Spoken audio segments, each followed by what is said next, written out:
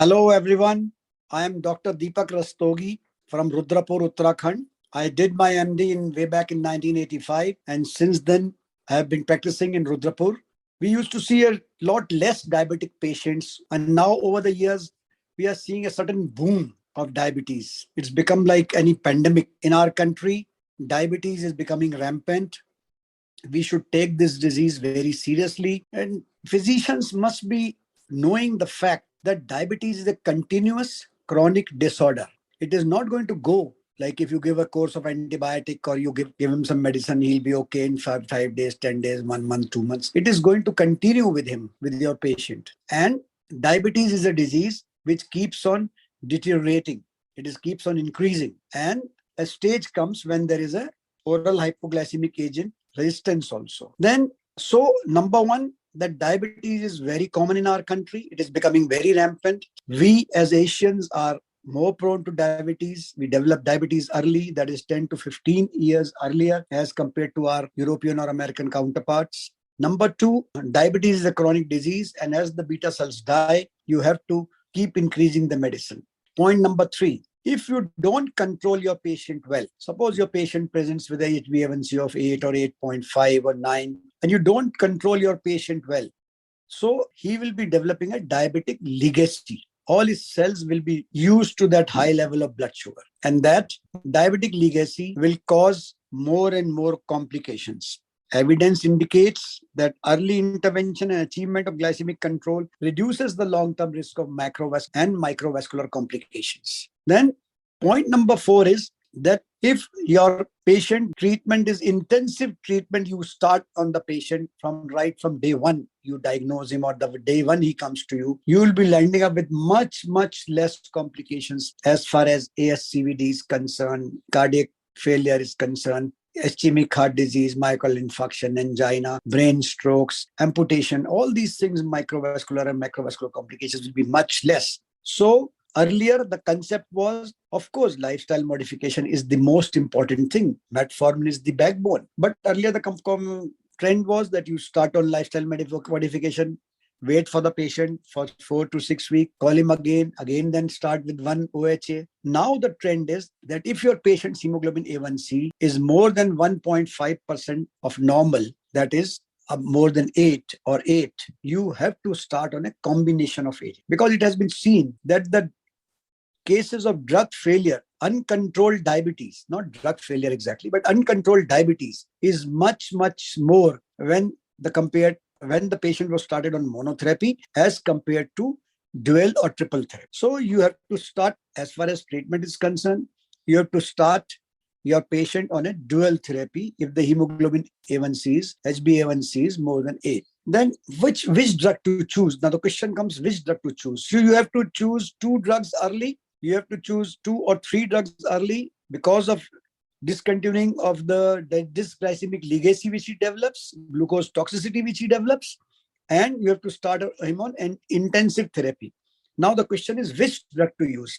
See, recently these drugs, these SGLT2 inhibitors, especially Empagliflozin, which has stood so many trials and come out with flying colors after so many trials, and these DPP4 inhibitors, which is a lot of gliptins are available, in which linagliptin scores over other gliptins because of its safe renal, safe cardiac, and safe liver profile. So that is why we say that initiation with empagliflozin and linagliptin combination for optimal glycemic control early should be advocated. Now, I'll tell you, recently ADA and ESSD guidelines also recommend first-line drug with dual treatment. So you start your patient with metformin with a combination of SGLT2 inhibitor. And if you have to add a third drug, either you add a GLP-1 analog or you add a DPP4 inhibitor. You have your choice. Or you can just start with EMPA and LINA combination. Now, another point now to be noted is that more than 60% of patients develop cardiovascular disorder. They have cardiovascular disease. More than 90% of your diabetic patients are obese. So you need a drug which does not cause any weight gain. You need a drug which has a positive effect, which has a beneficial effect on heart failure, on ischemic heart disease, on cardiac myocardial infarction, etc. also. So nowadays the recommendation is that if your patient, now you categorize your patient at the time of diagnosis. Does my patient have only blood sugar high levels, or he has some target organ disease, or he has some comorbid conditions, or he has some other complications, already suffering from ASCVD, already having angina, already having MI or brain stroke, or already having CKD. So any patient, now it is recommended that first category of patient, which the patient has nothing else except blood sugar level high, you can start with metformin alone. But any patient with all these complications present has the empagliflozin and linagliptin combination should be the first choice of treatment. Now, because these drugs have potential benefit of empagliflozin on CV and renal outcome and no increased risk of heart failure. In fact, hospitalization with heart failure is much less with these combinations as compared to only metformin or other drugs. Then now the approach should not be glucose-centric.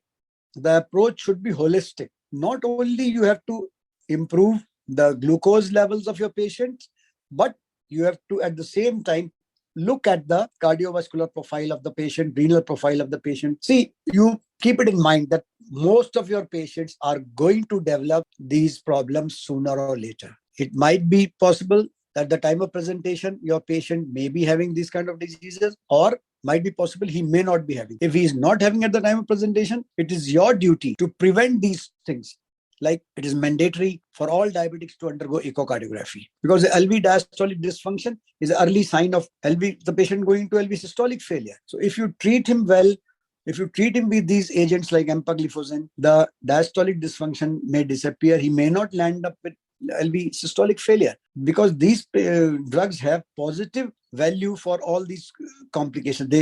In fact, they help in remodeling of the LV also. Then all these things have pleiotropic effects also. Then all these things via improved beta cell mass also, and function via beta cell differentiation and proliferation, accompanied by decrease of oxidative stress and inflammatory cytokines. It is also reported that SGLT2 inhibitor improve beta cell mass and function via similar mechanisms as DPP4 inhibitors, although the mechanism of glucose lowering effect is totally different. In experimental studies, combination of DPP4 inhibitor and SGLT2 inhibitor exerts more beneficial effect on beta cell mass and function, especially in an early phase of diabetes rather than an advanced phase. In fact, I was going through a study in which the side effect of SGLT2 inhibitors is genital infection or urinary tract infection. But if they're used with DPP4 inhibitors, the chances of UTI and genital infections are less. So there's another advantage of using this combination. And then another advantage is that more and more of your patients will be achieving a good glycemic control, that is the HbA1c of less than 7. So by using these two drugs in a combination, you are not only achieving a good glucose control, which in earlier case, your 50 to 60% patients were not controlled. They had uncontrolled diabetes. But now most of your patients will be controlled. This is point number one.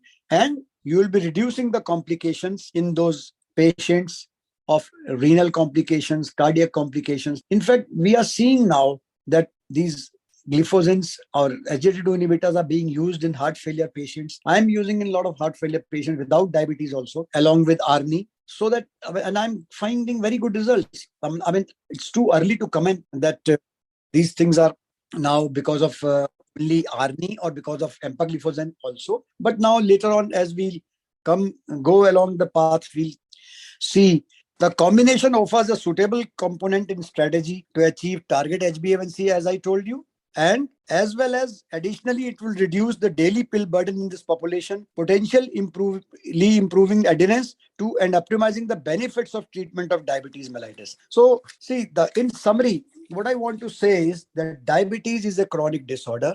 Diabetes is a progressive disorder. Diabetes does not only come with high glucose levels, but diabetes comes with so many complications. So you have to deal with these complications. And in fact, the call of the day is that you don't let your patient develop these complications. You just try to prevent these complications. And that is the gist of the matter, is that if you have these drugs available, which is a combination of Empa and Lina, like these drugs available, then why not make advantage of this for your patient? See, only sometimes I hear some arguments from my colleagues that the cost is too much. But you see, the rate 60 to 70% of your diabetics have cardiovascular disorder. Now, if only 1 or 2% of those patients develop ischemic heart disease and they have to undergo angioplasty or CABG, then you can imagine the cost. 2 lakhs or to 2.5 lakhs is the cost of an angioplasty or CABG in our country. And the cost of tablets as compared to SGLT2 inhibitor or metformin plain will be, let's say 45, 50 rupees extra. That means 1,500 rupees a month extra patient is spending. That means patient is spending about 20,000 rupees a year. So that 20 lakhs patient will be spending in 10 years. And in 10 years' time, you would have achieved your goal. If you have reduced the chances of your patient developing kidney disease, if you have reduced your patient's chances of developing atherosclerotic coronary artery disease or any cardiac events, 3-point MACE or heart failure, and if your patient is already in these conditions and you have reduced his chances of getting further complications and further increase in the incidences and severity of disease, so you've achieved your goal.